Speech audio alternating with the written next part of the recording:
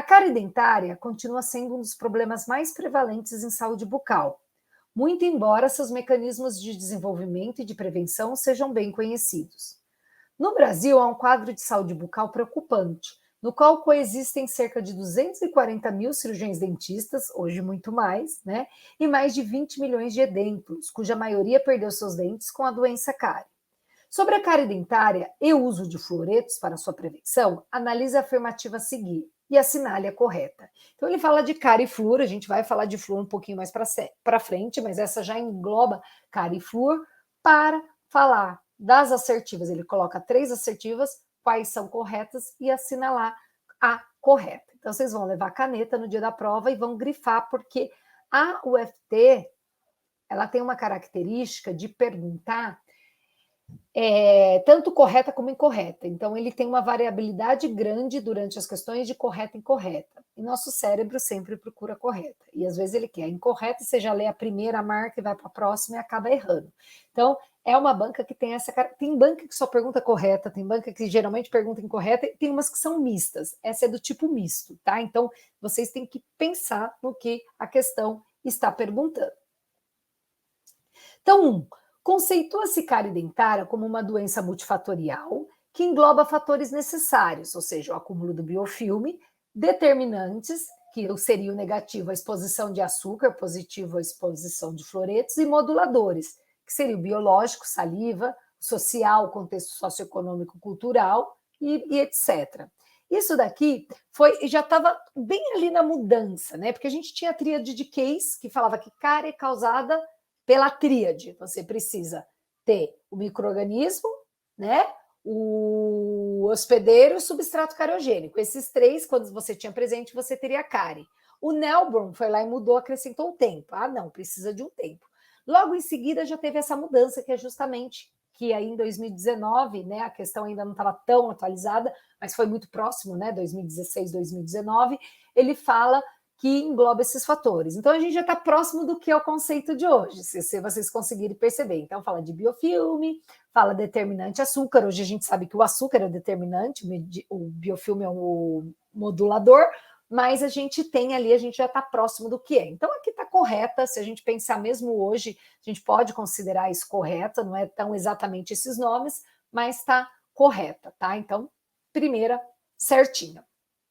2, diversos são os micro-organismos relacionados à dinâmica do desenvolvimento da cárie dentária, sendo os principais os lactobacilos e o streptococcus do grupo mutans, ambos micro-organismos naturalmente inerentes à cavidade oral. Vocês viram como eles já estão próximos do que é o conceito, né?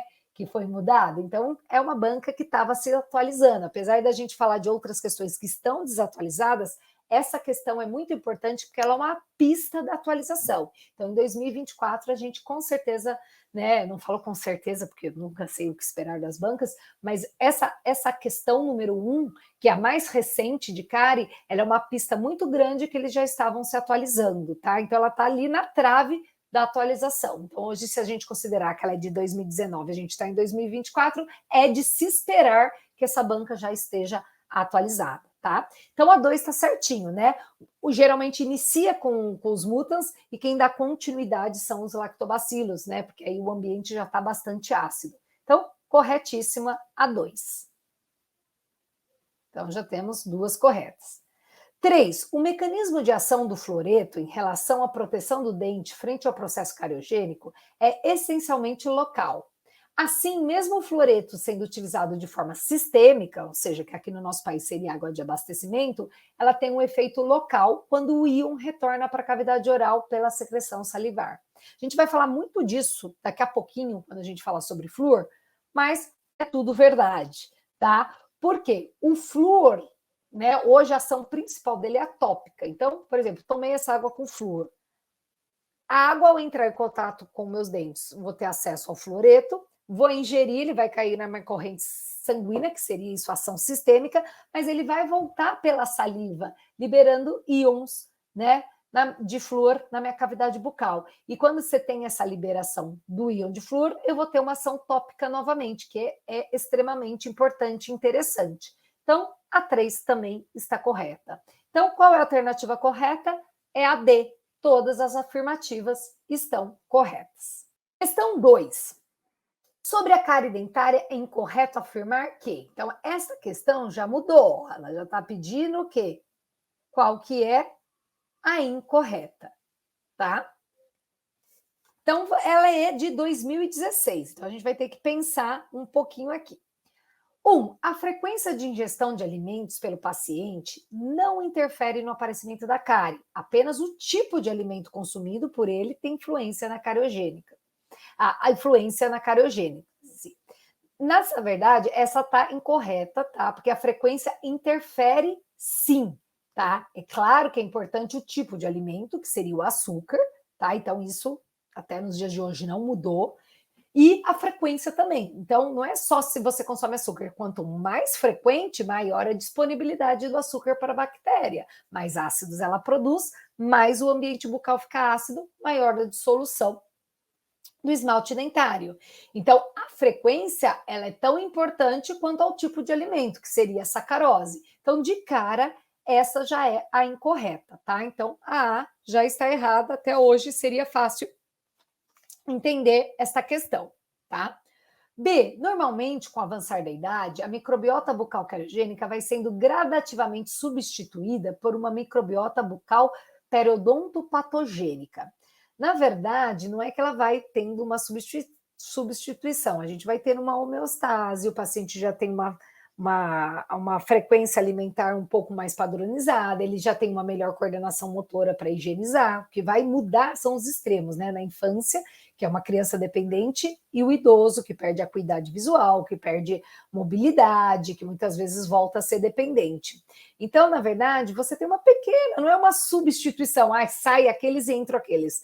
Você também pode ter microbiota periodontopatogênica na infância, tá? Então, essa está um pouquinho desatualizada, não é que vai sendo substituída, você vai estar tendo uma homeostase. Hoje a gente pode considerar essa incorreta também, mas em 2016 ela ainda era considerada correta, tá? C. Atividade cariogênica influenciada pela capacidade de tampão da saliva? Também, né? A saliva, ela tem uma capacidade de tampão de tentar elevar o pH. Por um tempo, você tenta ter essa elevação do pH. A saliva, ela tenta fazer esse controle. Claro, quando o pH bucal fica muito ácido, ela perde esse controle e você vai ter a desmineralização. Mas a capacidade de tampão, ela é muito importante também. Então, está correta.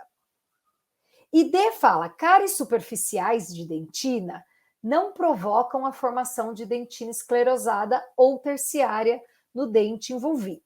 Essa também está mais ou menos certa, tá? Porque a cárie superficial na dentina já começa a ter o quê? A deposição de minerais nos túbulos dentinários, a obliteração, a mudança de permeabilidade.